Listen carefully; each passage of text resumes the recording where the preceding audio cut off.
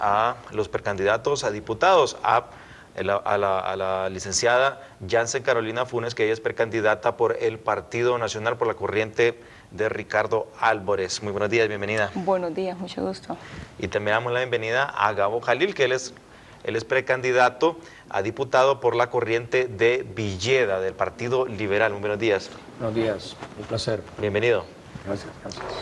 Bueno, justamente escuchábamos en la mañana a Matías Funes, que él es miembro de la Comisión de Reforma. Todavía está el tema de seguridad muy candente con esto de las pruebas de confianza. La Comisión de Reforma tiene dudas referente a estas pruebas de confianza, en el sentido de que ven que se hace de abajo para arriba y ellos esperan que se haga de arriba para abajo, es decir, de la escala máxima de la jerarquía de la policía hacia abajo, que hayan más oficiales de alto rango que se tomen estas pruebas de confianza, que también han generado controversia para determinar si podrían ser aceptadas en un juicio como una prueba para poder retirar a policías que puedan salir aprobados negativamente, que sean aplazados, como se dice en algo popular, en estas pruebas de confianza, y de esa manera se justifique un retiro. En fin, el panorama es que desde el gobierno de Zelaya ha habido una escalada impresionante de la inseguridad hasta la fecha, que continúa el día de hoy. Entonces quiero aprovechar a don Gabo Jalil, que él tiene experiencia en este tema de seguridad y defensa, que nos dé sus valoraciones. ¿Por qué considera que desde el gobierno anterior se vino esta escalada y que todavía no se ha podido detener? ¿Y cómo valora estas reformas que se han dado para tratar de detener la inseguridad en el país? Bueno, gracias, Marvin. Yo creo que el aumento en los índices de criminalidad se toma como medida emblemática entre las agresiones lo que son las tasas de homicidios. No es que ha venido en aumento desde la administración o el ciclo político anterior, ha venido en aumento en verdad durante toda la década. Si analizamos, si tomamos como referencia desde que fue fundado lo que es el laboratorio, el Observatorio de la Violencia en Honduras, que es una entidad bastante reconocida a nivel centroamericano, notaremos que año a año las tasas de homicidios han ido subiendo. Solo hubo una excepción en el año 2003, cuando se llevaron a cabo aquellos masivos operativos de Honduras Segura durante 3 meses de ese año. No estoy seguro, más bien si fue durante el 2002 o el 2002. Fue básicamente durante esos meses se experimentaron reducciones en los niveles de homicidios. Una vez que esas operaciones terminaron, se volvió a la misma tendencia de aumento en los homicidios. Es una tendencia que desgraciadamente se está dando en muchos países de Latinoamérica, es una tendencia regional, es una tendencia casi hemisférica. En Honduras, pues podríamos decir que el proceso después de la crisis política del 28 de junio entró en aceleramiento. Yo creo que hay varios factores. El mismo cisma político que quedó deja secuelas. Creo que a nivel del interior del país, el aumento o la formación de ciertos grupos armados que de manera legítima o no alegan reivindicaciones, pero que son grupos como en el Bajo Guán que están armados con armas largas, con armas pesadas y que llegan al punto de enfrentarse a la autoridad. Eso aumenta los índices de violencia o genera un motivante para los índices de violencia. Y número 3, una verdadera falta de una política de seguridad multidimensional, Marvin. Nosotros no tenemos una política de seguridad multidimensional, no hemos definido bien las amenazas que enfrenta nuestra sociedad, que eso es lo más importante. Cuando uno tiene un problema de inseguridad, uno tiene que identificar cuáles son esos fenómenos, cuáles son esas amenazas, tipificarlas. Por ejemplo, el fenómeno de las maras, de las pandillas juveniles, es un fenómeno que tenemos que tipificarlo como una amenaza ciudadana y tenemos que diseñar políticas de Estado para lidiar con eso, ¿verdad? Y ese es uno de los más graves problemas que estamos teniendo, con nuestros barrios, nuestras colonias, están siendo invadidos por estos grupos. Y cada vez más la ciudadanía pierde la soberanía. Hemos perdido la soberanía interior. Hemos perdido la soberanía en nuestras casas, en nuestros vecindarios, en nuestros caminos hacia el trabajo de ida y vuelta. Y básicamente no existe ninguna política específica para lidiar con este asunto, para abordarlo de manera efectiva. No solo se trata no se trata de la Policía Nacional, se trata de un problema de la sociedad y no tenemos una estrategia a nivel de sociedad para lidiar con una de estas amenazas, como para darte un ejemplo. Sí, y eso que habían bastantes expectativas con este gobierno en el tema de seguridad, porque fue su promesa de campaña, pero no ha sido así. Ahora el ciudadano pues tiene que amurallarse prácticamente en su casa y vivir aprisionado, con portones, trancas y de toda esta forma para tratar de impedir la inseguridad.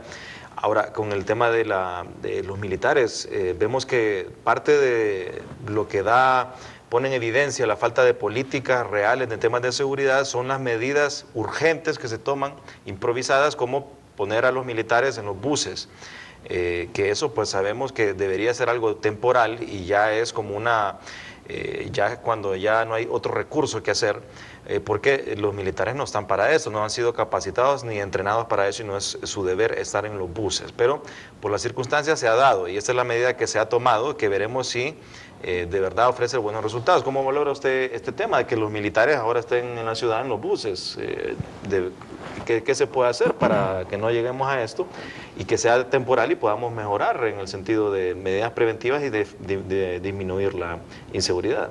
Bien, nosotros tenemos, los militares en primer lugar no están diseñados para eso, no están entrenados para eso. Las Fuerzas Armadas, su misión no es esa.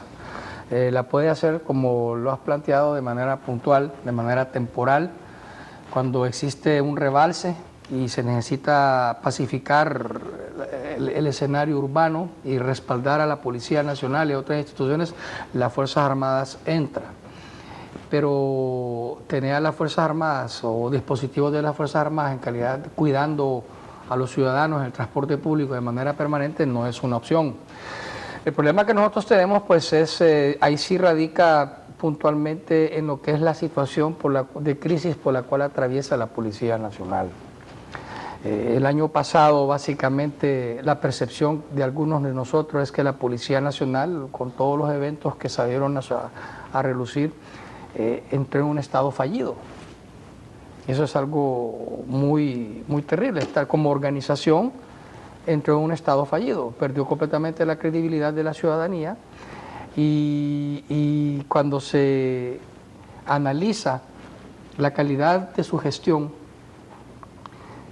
y el efecto que ha tenido eso, capturas o tasas de solución de investigación de casos criminales, vemos que ha sido bastante pobre. Y el problema reside en que tenemos una policía que es joven, que fue fundada en un modelo 1997, que no fue del todo bien tutelada por el Estado, que no se le ha dado una misión clara, que no hemos definido ni hemos operacionalizado estrategias para lidiar con las amenazas, como lo planteé anteriormente. Entonces, nuestra policía en este momento no está dando el resultado que quisiéramos, porque esta gente, además de estar pasando por la crisis de credibilidad que tiene ante la población, que es enorme, su cartilla de operaciones no es lo suficientemente dinámica para combatir el crimen de manera preventiva. ¿Cuál es el problema? No es suficiente tener postas policiales o tener policías o gendarmes o soldados en los buses. La investigación criminal aquí toma preeminencia. Lo importante es dinamizar el proceso de investigación criminal. ¿Dónde están esos focos de bandas de asaltantes? ¿A dónde se esconden? ¿Quiénes son? Darles seguimiento, capturarlos antes de que ellos cometan sus fechorías. La investigación criminal es importante. Una vez capturarlos, procesarlos de manera y manejar la prueba de convicción de manera tal que cuando entren al proceso de judicialización, la Fiscalía pueda probar bien su caso y un juez tenga el fundamento para condenarlo y remitirlo a un presidio. Bueno, lo que nos lleva solo a una situación más, Marvin, nada más. El problema, si le hacen a uno, si a una persona se le pregunta, o si nos preguntamos todos, en el aspecto material, ¿qué es lo más importante que necesitamos los hondureños adquirir en este momento en materia de seguridad? Y es una pregunta que nos hacemos por lo que has planteado, porque todo está relacionado.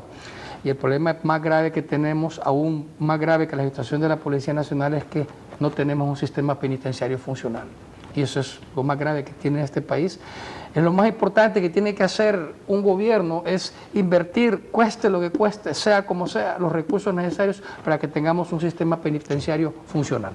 Sí, y ya vamos a dar continuidad para consultarle qué más se puede hacer en el Congreso Nacional. Algunos dicen, bueno, ya lo que se podía hacer ya se hizo, ya se crearon todas las direcciones, comisiones, todo lo que usted quiera llamar a través del Congreso. Pero qué temas pendientes podría seguirse impulsando a través del Congreso Nacional. Yo con esto de los militares en las calles tengo mis serias dudas. Si los militares están en las calles, ¿quién está cuidando las fronteras? ¿Quién está cuidando o protegiendo o haciendo operativos en contra del narcotráfico? Entonces, siento yo que es como una cobija corta. Si usted se viene más abajo, va a descuidar ahí arriba, y hay que valorizar en prioridades si se debe combatir más el narcotráfico, el crimen organizado o la delincuencia común, que en estos momentos parece que la delincuencia común, que es el que tiene el impacto más mediático, político, es el que está tomando la prioridad.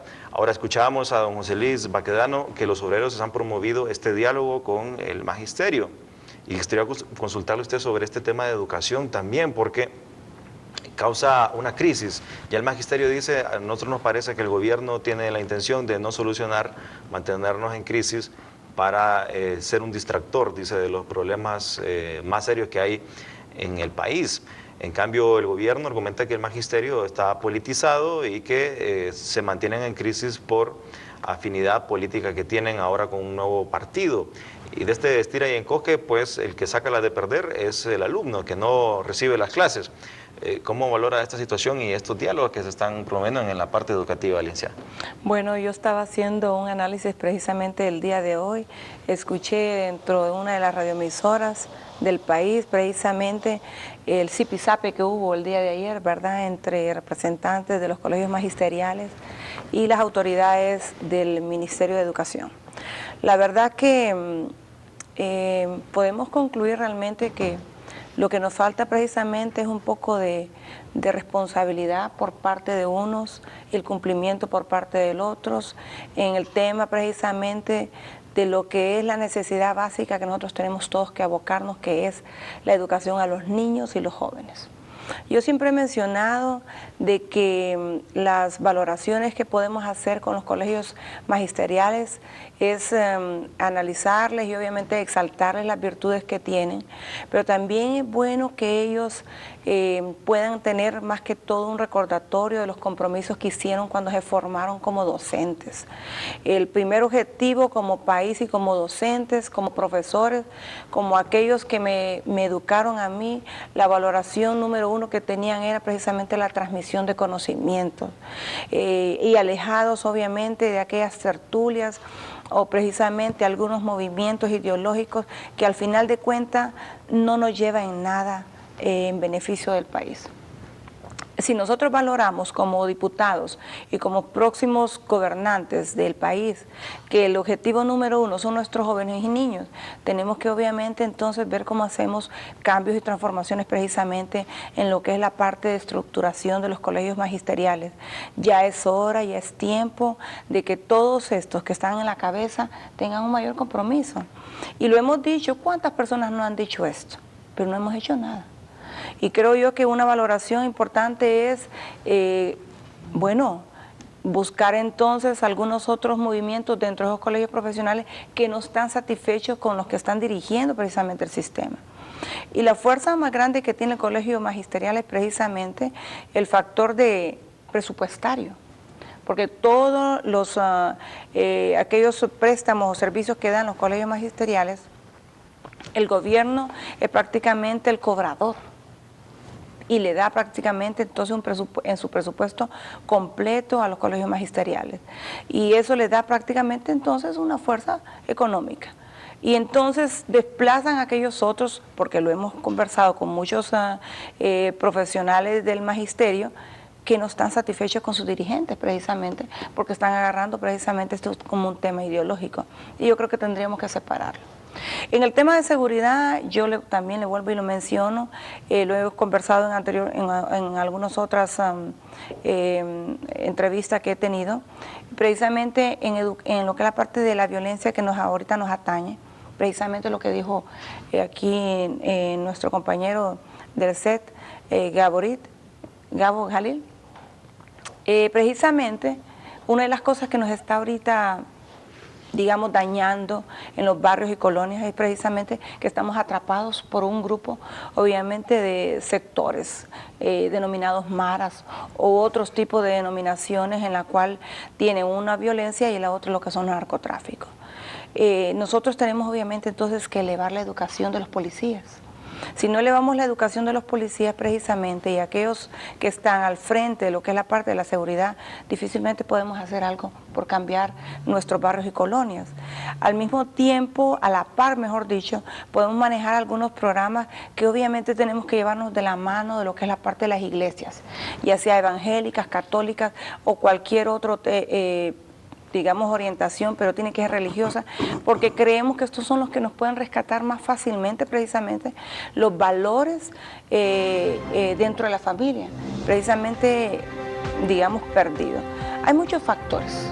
Dentro de ellos están también en las colonias y barrios, usted mira a montón mujeres, madres solteras, que son cabeza de familia y que al mismo tiempo de que están precisamente viendo cómo subsisten, están viendo entonces cómo salen adelante y descuidan a sus hijos precisamente en la educación, ¿verdad? Sí, bueno, vamos a ir a una pausa comercial. Al volver, pues, ¿qué se espera? Se espera un Congreso para el próximo gobierno que va a ser multipartidista.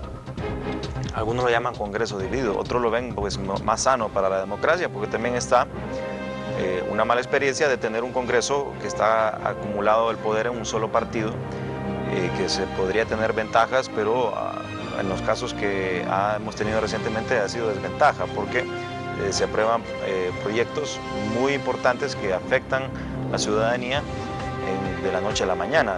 El más reciente, por ejemplo, el caso de la ciudad de Modelo, se aprobó la velocidad del rayo por la facilidad de que hay un solo partido en el Congreso, y esto evita que haya verdaderos debates y discusiones amplios en el Congreso Nacional, y que para muchos podría darse en el siguiente Congreso. Aparte que hay un gran reto para el próximo gobierno del país, ya sea liberal, ya sea nacionalista, ya sea libre, partido anticorrupción, del cual sea, va a haber un reto importante, ya que la situación del país es muy grave y prácticamente es difícil que la población se aboque y siga apoyando la democracia si tenemos otros 4 años más en que no responden los políticos. Vamos a una pausa comercial y regresamos con Gabo Jalil y Jansen Funes aquí en Primer Plano.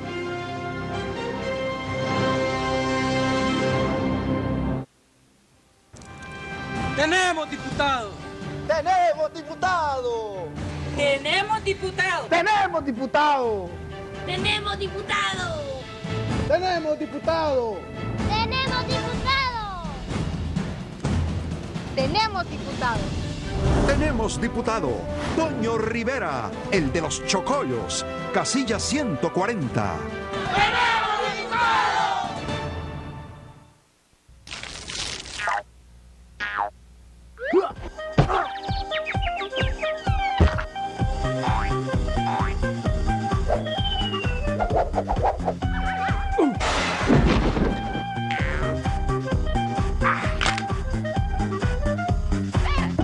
Nuevo Delorflex. Actúa de un solo golpe como relajante muscular, antiinflamatorio y analgésico. Nuevo Delorflex para el dolor e inflamación. Delorflex. Soy Larisa Espinal y estoy dispuesta a luchar desde el Congreso Nacional por un mejor país. Por eso, mi compromiso es con ustedes, con Honduras.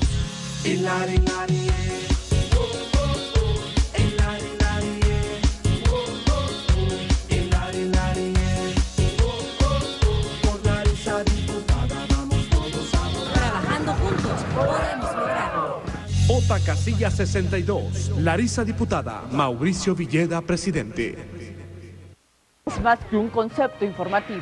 Noticiero Universal es la definición del acontecer nacional e internacional desde una óptica profesional de las artes de la comunicación y el periodismo responsable. La noticia del día, El análisis profundo, distintos géneros informativos y una oportunidad de expresión lo puede encontrar aquí en Noticiero Universal. Véanos a través de la señal auténtica de 12 TV de lunes a viernes a las 7 de la noche.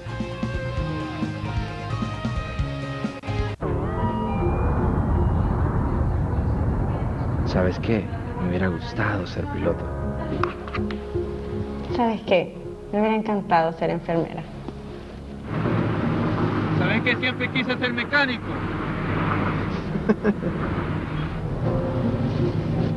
¿Sabes qué? Me hubiera gustado ser maestra.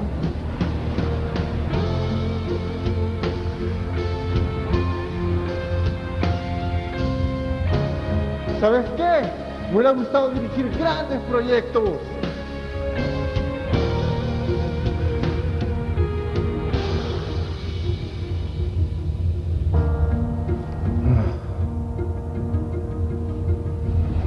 Pero nunca tuve la oportunidad. ¿De verdad queremos seguir sin oportunidades?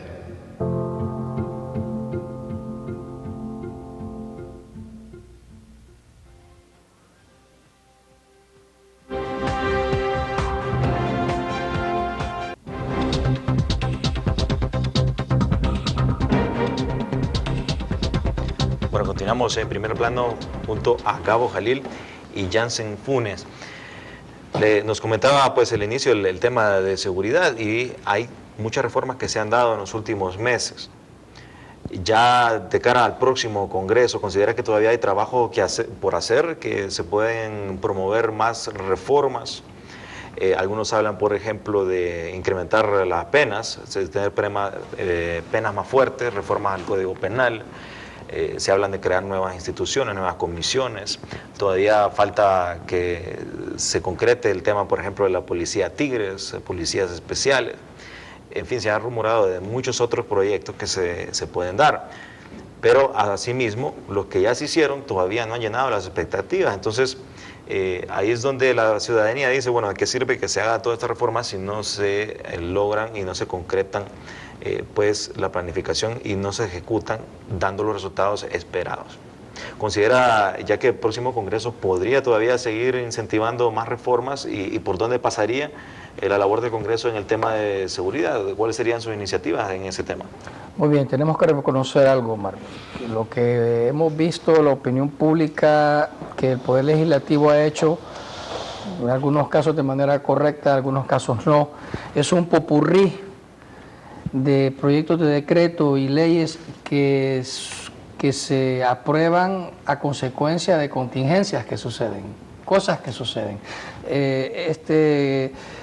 Yo he tenido una postura bastante comprensiva de la administración de don Porfirio Lobo, porque comprendo las circunstancias en que hemos estado viviendo a nivel nacional e internacional. Lo que sí critico muy fuertemente de él es ¿por qué lo planteó? Porque él planteó la bandera de la seguridad y vemos pues que se vino a improvisar mucho. No se estaba preparado para lidiar con la crisis de seguridad que estábamos enfrentando los hondureños. Este popurrí de leyes en verdad no está homologado, no está bien enmarcado y no está bien implementado. Por eso cuando la gente mira que el Congreso Nacional aprueba, ya sea por iniciativa del Congreso Nacional o por iniciativa del Poder Ejecutivo, algún proyecto de ley y espera un tiempo y mira que los índices no se reducen, que las agresiones están, que la violencia sigue. Lo repito, necesitamos un esquema nacional, un marco estratégico de cómo lidiar con esto. En el Congreso Nacional, si yo regresara al Congreso Nacional, una de las cosas primordiales, bueno, hay una ley que ya ha estado engavetada por muchos años ahí, que es la ley del sistema penitenciario, que no sé por qué no se ha debatido, no sé por qué no se ha discutido, porque se sabe que una vez aprobada esa ley, la cooperación internacional está dispuesta a respaldar a Honduras en la construcción de centros penitenciarios, de un sistema penitenciario funcional. Dos leyes adicionales. Ley marco anticrimen organizado, que lo he planteado en mi propuesta pública, y una ley marco antiterrorista. En los demás países lo han hecho, las han aprobado, los demás congresos. Costa Rica ya aprobó hace varios años su ley marco anticrimen organizado, ley marco antiterrorista. Colombia lo ha aprobado.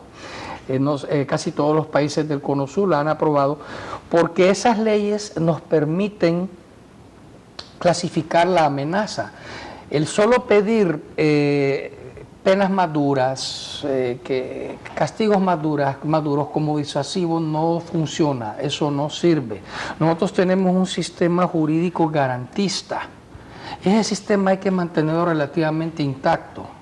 Lo que tenemos que reconocer es que hay individuos o grupos de individuos que son tan violentos, que son tan peligrosos, que son tan dañinos para la paz y aún la seguridad existencial de nuestra sociedad, que este sistema jurídico garantista que tenemos no los puede contener. Por eso estos países diseñaron protocolos alternos a través de ley antiterrorismo, ley anticrimen organizado, que son más duros y que le permiten más latitud a nuestros cuerpos de seguridad para lidiar con esos individuos o grupos de individuos que se han convertido en una amenaza para la sociedad. Entonces, cuando una persona, con un individuo o un grupo de individuos, una banda, se tipifica como crimen organizado, miembros del crimen organizado, o como terroristas, que practican el narcoterrorismo, prácticamente el impuesto de guerra es una forma del terrorismo de las maras, ¿verdad? Entonces eso le permite al Estado utilizar reglas de enfrentamiento más duras, se le autoriza inclusive utilizar más letalidad a la hora de enfrentarse con estas personas, con estos individuos. Se permiten mayores tiempos de detención previa investigación, mayores tiempos de detención previo, o sea, el proceso de judicialización se vuelve más duro. Y las penas sí se vuelven más contundentes. Eso, en vez de distorsionar el sistema normal que tenemos, que está diseñado para lidiar contra una criminalidad en un entorno normal, en vez de distorsionar ese esquema, formamos o apoyamos o operacionalizamos criterios a través de estas nuevas leyes que nos permiten, que le permitan al Estado y a la sociedad lidiar con estos individuos de manera contundente, y en base a estos marcos jurídicos nosotros entrenamos, capacitamos y equipamos nuestras fuerzas para que concurrentemente procedan, ¿verdad? Sí, no, interesante, de acuerdo con su propuesta. Ya tener penas más duras pues prácticamente no influiría, debería haber más temas preventivos, pero también hay que continuar como sociedad civil exigiendo resultados y que no se funcione a reacción. Tenemos un gobierno que reacciona. Usted puede decir, se han tomado medidas positivas, por ejemplo, le pueden decir a uno el tema de un conductor, una persona para las motocicletas. Es algo positivo, estoy de acuerdo, pero ¿por qué tuvo que esperarse a que mataran a Alfredo Landaverde o a que asesinaran a no sé cuántos cientos de personas en sicariato para que se tomara esa medida? Podrá decir, se creó una dirección para la investigación, ¿es algo positivo el gobierno? Es positivo, pero ¿por qué tuvo que reaccionar hasta que mataran a Alfredo Villatoro o mataran al hijo de la rectora? Entonces es ahí donde debe haberse una visión y adelantarse a la situación y tomar las medidas en el momento oportuno. Si usted toma una medida tardía, ya no tiene tanto valor como lo pudo haber hecho antes de que ocurrieran las tragedias. La parte de la granja penal, por ejemplo, para que nos volteáramos los ojos al sistema penitenciario, tuvo que haber un incendiado y haber ocurrido una tragedia en Comayagua. Y aún así, parece que le están esperando que haga otra tragedia en otro centro penitenciario. 3 incendios, Marvin, en menos de una década. En Ceiba, 3 incendios masivos. En este gobierno pues fue el de la granja de Comayagua, y aún así no se ha concretado. Se dejó de hablar eso porque ya pasó de la mirilla pública y de la parte mediática, y ya a los precandidatos a diputados, a la licenciada Jansen Carolina Funes, que ella es precandidata por el Partido Nacional, por la corriente de Ricardo Álvarez. Muy buenos días, bienvenida. Buenos días, mucho gusto. Y también damos la bienvenida a Gabo Jalil, que él es precandidato a diputado por la corriente de Villeda, del Partido Liberal. Muy buenos días. Buenos días, un placer. Bienvenido. Gracias, gracias. Bueno, justamente escuchábamos en la mañana a Matías Funes, que él es miembro de la Comisión de Reforma. Todavía está el tema de seguridad muy candente con esto de las pruebas de confianza, de manera se justifique un retiro. En fin, el panorama es que desde el gobierno de Zelaya ha habido una una escalada impresionante de la inseguridad hasta la fecha, que continúa el día de hoy. Entonces quiero aprovechar a don Gabo Jalil, que él tiene experiencia en este tema de seguridad y defensa, que nos dé sus valoraciones. ¿Por qué considera que desde el gobierno anterior se vino esta escalada y que todavía no se ha podido detener? ¿Y cómo valora estas reformas que se han dado para tratar de detener la inseguridad en el país? Bueno, gracias, Marvin. Yo creo que el aumento de los índices de criminalidad en el año 2003, cuando se llevaron a cabo aquellos masivos operativos de Honduras Segura, durante 3 meses de ese año, no estoy seguro, más bien si fue durante el 2002 o el 2002, fue básicamente durante esos meses se experimentaron reducciones en los niveles de homicidios. Una vez que esas operaciones terminaron, se volvió a la misma tendencia de aumento en los homicidios. Es una tendencia que desgraciadamente se está dando en muchos países de Latinoamérica. Es una tendencia se toma como medida emblemática entre las agresiones lo que son las tasas de homicidios. No es que ha venido en aumento desde la administración o el ciclo político anterior, ha venido en aumento en verdad durante toda la década. Si analizamos, si tomamos como referencia desde que fue fundado lo que es el laboratorio, el Observatorio de la Violencia en Honduras, que es una entidad bastante reconocida a nivel centroamericano, notaremos que año a año las tasas de homicidios han ido subiendo. Solo hubo una excepción. La Comisión de Reforma tiene dudas referente a estas pruebas de confianza, en el sentido de que ven que se hace de abajo para arriba y ellos esperan que se haga de arriba para abajo, es decir, de la escala máxima de la jerarquía de la policía hacia abajo, que hayan más oficiales de alto rango que se tomen estas pruebas de confianza, que también han generado controversia para determinar si podrían ser aceptadas en un juicio como una prueba para poder retirar a policías que puedan salir aprobados negativamente, que sean aplazados, como se dice en algo popular, en estas pruebas de confianza, y de esa